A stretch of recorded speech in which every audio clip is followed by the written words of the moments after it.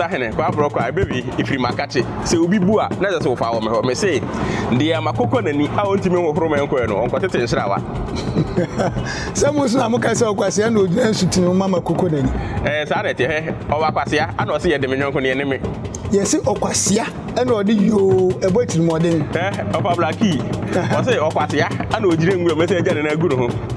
ani eso okwase nya wanso yentia so mprenu Osahene wa na ka so okwase tiri ho ana edi so yi okwase aso na ni tia na aguragu sa na te ene kwase afo awu pa pia o pu na pu o si epuni mpanimpu opani popo wa po ni bi na bodwo se eyemi kwa abusia esia bio na mene Abrokwa konkonchia ena di Abebuo kansi na Osahene ankasa na ono no fa na foforo no wo se me na ode mbete ne sika no ye behwe sinia wieye konkonchia Osahene me mo akwaba ya da se wo bo ahu de tie ne se mpanifo se nka ebe asa na nya Osahene Asoreba frotom na so kwa Abrokwa esa se me media me jimi hudi ntie na Osahene muwa no ona na de me de ne be foforo me sika ya no me mo atia se etwia mana watumu kura no ebo adasama hu atu ani che wagatate na hu de we hu he penisi na ye so da ye sa na tie se de yi nimu no anafo na na de pre dabre ana oni nkumu so a ana hunya baabi na Osahene Abrokwah Abebuo ifiri makache se obi bua na se so fa wo me ho me say de amakoko nani a ontimi hohoro me nko no onko tete nshirawa se musu na muka se okwase na odina nsutini mama koko nani sa na tie he o wakwase ana o se ye de me nyonko ne me yesi okwase ana odi yo ebotiri modern o Pablo ki o se okwase ana ojire nguro me se eja na aguru ho ani eso okwase nya wanso yentia so mprenu Osahene wa na ka so okwase tiri ho ana edi so yi okwase aso na ni tia na aguragu sa na tie ene kwase afo awu pa tie kwa Abrokwa me say we Abebuo ifira chemo so ye say ship suru katakum the port odwanwanwa ona bohina yeso wo hihye adeso eso okwase awo na abone mrane na se wansere a kai se wa na abeso anema se onu ura nam na se odi prakwa no a no wa yuti ready se wo ba beso a ana ese ani ura nam so ye nkyere na nwia tie kura prakwa ni mu no ana sabe odwanpopia chaka chenchen bi aduru ha so na adosra de Abrokwa ti asese odwanpopia so na wo asaye tie kwa Abrokwa me say odo ene ntiase enti na se wo yiri ka yiri etu firi twumwa ma oba sa so ma di hyem ese odo ene asumdue odo ne ntiase eseketa asumdue na bobo na tie me say o yiri ka yiri se be me bewu a na yiri suro nu Abrokwa yesi mu na mu bube no nkwala no ebe no bu no mse akoso kumuni se na so de brebre mem tintin pete matase na ho pa Osahene obi so nka se putuo nshimi anwedwo na mo putuo ni nyahye a obi aba wedwo no bi wa na akan o se enya nwanwa se de odi bodi edwa no bodi ensu e won ntuma e sha dakam no kura achichire so onim se bodi be bra e kokwa nkwanwe ni bunu anse ne se opete prepe ko achi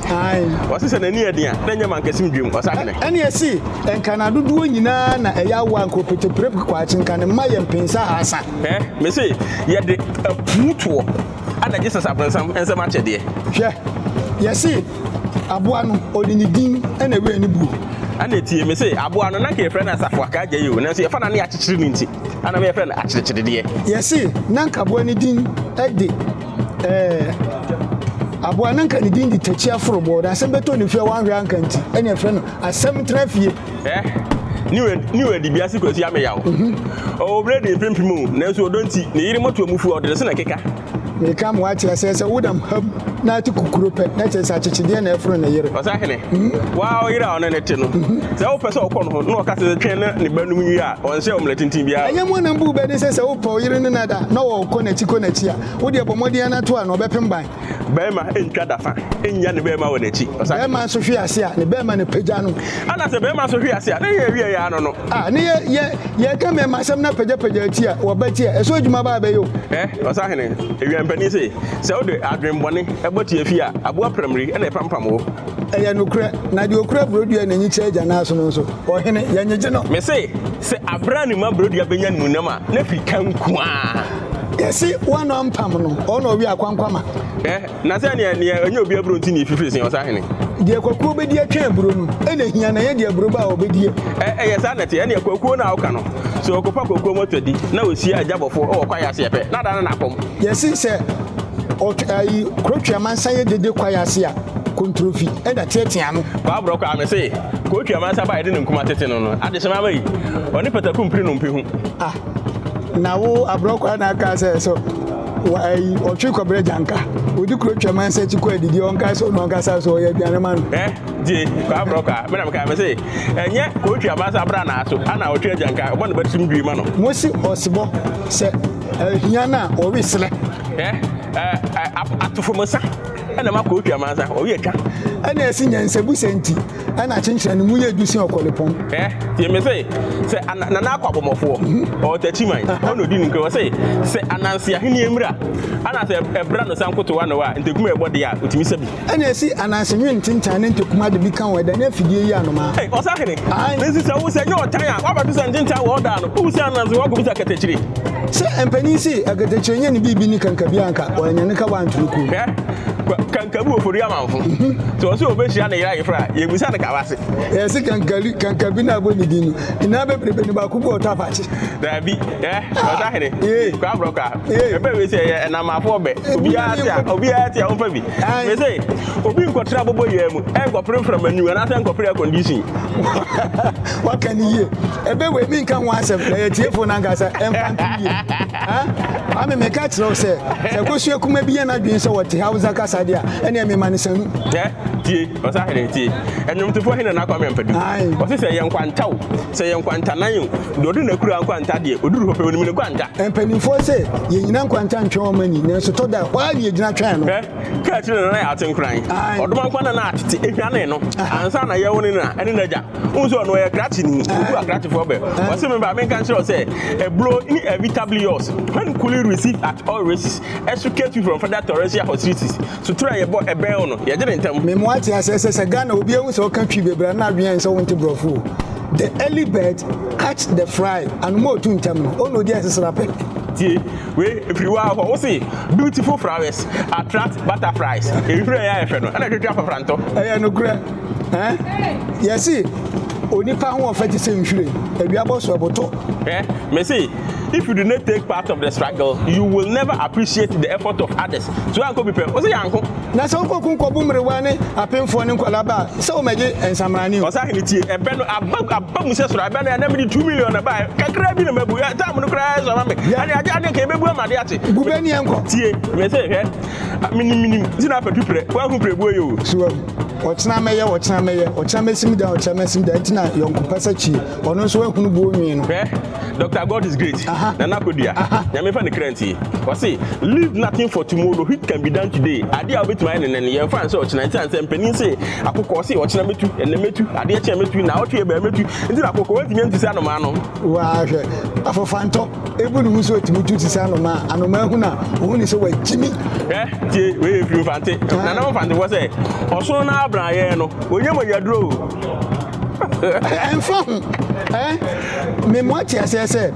osunu mpegu a patakunsu ne mo mo na komu baby osunu be fa bia Osahene etimi ye kwa me ye ese aso mienu hia enya ntokokwa ya se ase ewura ne nsensan de hunu ama Abrokwah me say nimdi a ehye adaka mu no ye fa mu mayon wo se wo de be empim mienu ne ekire ne ba me mo ati asese dwadi a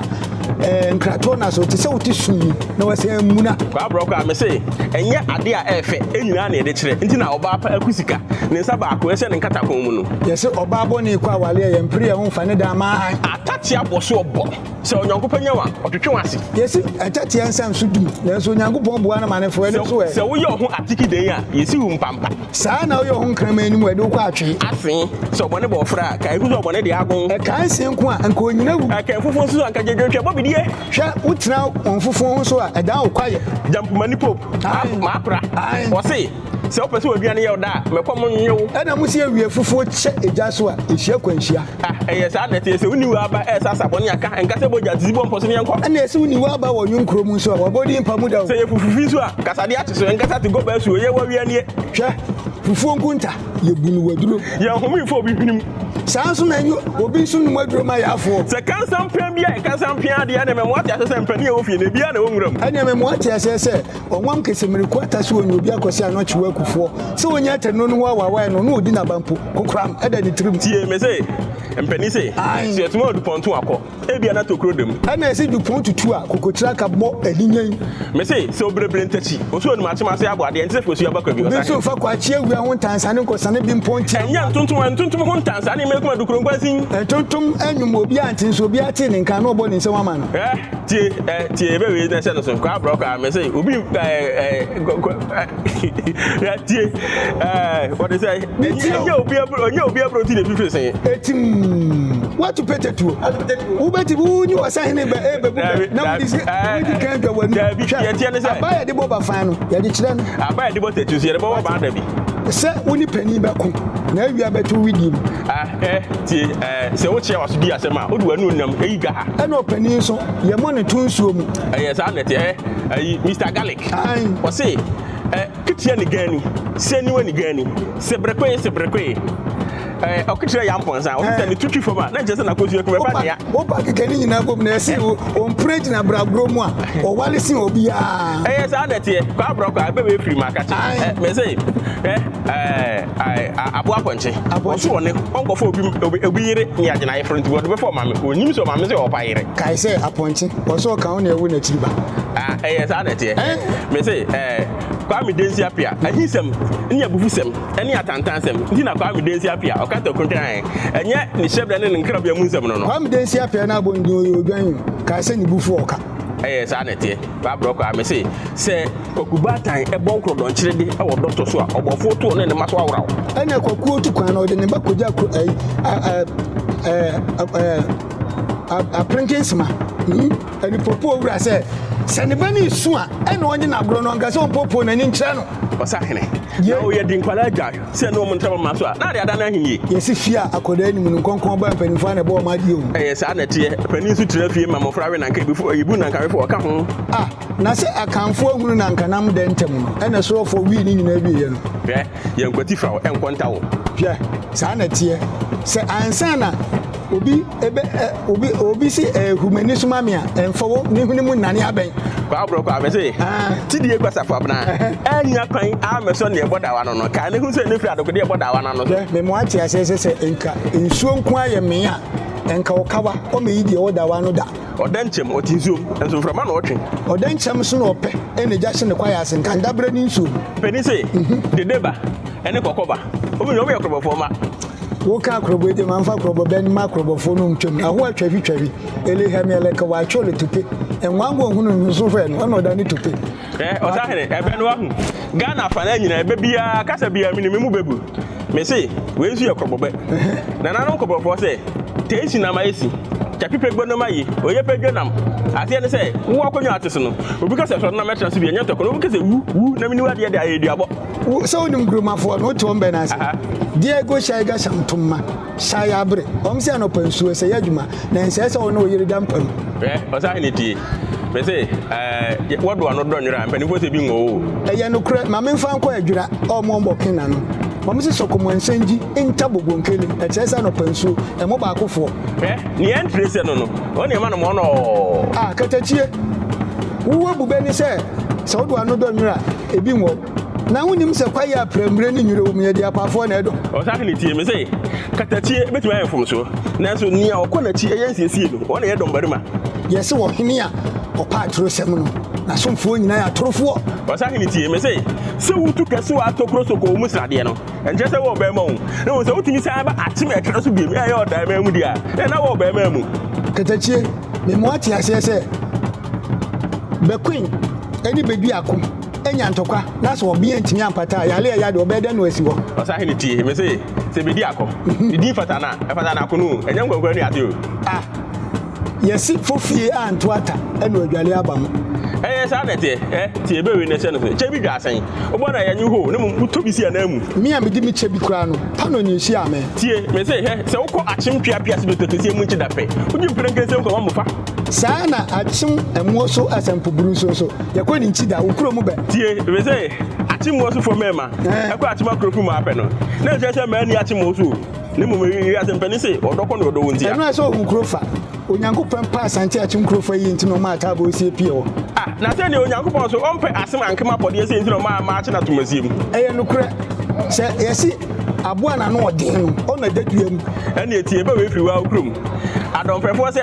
adɔmfɛ hene ɔpɛ wasisi wa adɔ sɛ adeɛ sɛ adeɛ no sɛ otumfoɔ tumu ɔwurɔ kawafoɔ bɛtinti maakora pop ɔsɛ menka kyerɛ sɛ ɔpɛ obi amana kɔ sɛ ɛnhɔhoa sɛ ɔmunya ankatwadeɛ ɛhɔhoa sɛ ɔpɛ obi amana kɔ sɛ ɛmabaawa sɛ ɔmunya ankatwadeɛ na ɔmde yi ɔmmɔtom no ɔne nhɔhoa na ɔteɛ nkatwadeɛ no ɔno kora ne ho bɔn na wofiri wodwane hoho akɔtɔ nkra ni mu a sɛ woa na waha wo ɔfɛ Japan wɔsɛ sɛ ɔbusuani yɛ nkwan a abayifoɔ ne ka hɛ yɛ Japan na wabɔ ne din agu bɛ no ɔse ɛntinka mu ɛntinya to hyepere mu tie Kwame Abrokwah tie bɛwe no ɛhyɛ no so mese sɛ anomaakɔdeɛ brɛnsi amoa a ɔtu a ne nsɛm mogyabu no sɛ ɔtu na sɛ ɔbɛsi nko a deɛ a ɔnka wie mu deɛ a ɛne dansa bu akɔtɔkɛsa berɛ bi sɛ ɔbɛnwe ne buo ɛyɛ nokorɛ prɛko pɛ dua anomaa no pɛ no ɛna ɔwu da aseɛ na wonim sɛ dua bu a ɛnsi anomaa kwan ɛtim wato pɛtɛtuo neɛ na mede aba ɔwɔ sɛ hena ne mɛɛhyia no woba no aboaboa ho sɛdeɛ woabubɛ sɛ sɛ sekan sɛ ɔse to ɔno amfa ano kora ano torɔ ɛyɛ saa nɛteɛ tie Kwame Abrokwah tie ɛbɛwei sɛ ne hyɛ so ɛbɛwei sɛ so ɛyɛ deɛ wontee da no bia me sɛ mente da wontee da sɛ bibi no wate da aka kyɛm sɛ wate da me se kwakudo suo te mpɔn ɛni nkwanta ɛna sɛ mentee kora memoate asɛ sɛ fɛnkɔ yɛ kuro sɛ yɛnkɔ hɔ da mpo a yɛnim sɛ yɛte hɔ dwuma yɛnim sɛ yɛkoto ɛne asa tie me sɛ yɛti adum no ɛne ani asa mo ana ɛwe nsa ho ɛyɛ nokorɛ ɛneɛ sɛ nipadɔm bɛdidie ana ɔmanifoɔ bɛdi ada na menya bi ne deɛ ɔse nka ɔtwe mpro adu kuro mu na wonim sɛ ayi ɔtwe nso wankɔ ogua no nwoma kɔ ɛyɛ nokuro turodoo ɛne ɛse kontrofi didi soro na ɔdidi fam ɔtwe ɛtwa no twɛdeɛ tie nana kodua God is great ɛmfa ne krɛ sɛ wɔse sɛdeɛ kontrofi kuma no ni kɔkum ɔtwe kwadwansa a wamfa tu amfa seka no saa da ne ɛda so so hunu wɔ wamfagya yɛse sɛ wɔyɛ osi na wansansi a ɛne ɛhu deɛ ɔwe nana berewa ɛnkuruma tie bɛwei no hyɛ so wansan nam sɛ ɛnyɛ dɛ koraa ɛhwere nkeka bɔ so na wo se bobɔ nam no ne boɔden a ɛhyɛ tɔno dodoɛ tie wuri sika nti ana sɛ akura fa wo nam Osahene katakyie abɛdodoɔ sɛ na puro bɛdi wɔ afuo mu a enti wobɛba afia bɛbɔ amanneɛ sɛ womme nyinaa sa tie me sei sɛ bɛmpira duasa do tim bɛ Kumase bɛdi na ase tutu yire no Osahene so hum tim ka yɛ kura bu ni sujani sɛ nti ne sɛ berebere ama nso a amanneɛ nso ama na ntim jakali sɛ wanka wanso ana man anka bɔ ne fɛ yi ase anka fa bra wa ama da nkyerɛman mu ɔmo se eno yɛ ama nsa wo ne ba kwasi tutu atuo ni na ntim jakali ɔde Osahene foto